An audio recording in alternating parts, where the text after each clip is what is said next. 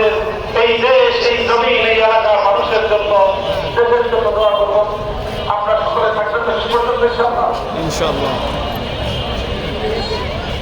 মুফতি হাসান আহমদ রহমতুল্লাহ আলাইহি, হাফেজ মাওলানা আব্দুল হাকিম সাইফুল হাদিস আল্লামা আহমদুল্লাহ, বিশিষ্ট ব্যবসায়ী আলহাজ নাসিম খান, হাজী ইউনুস সাহেব, মাওলানা ওসমান গনি, আলহাজ নুরুল ইসলাম, আলহাজ সাঈদ আহমদ, আমাদের এলাকার বিশিষ্ট ব্যক্তিবর্গ যারা বিগত এক বছরে যারা আমাদের মাঝ থেকে বিদায় নিয়েছেন, বিভিন্ন সময় তারা আমাদের এখানে গুরুত্বপূর্ণ ভূমিকা রাখছেন।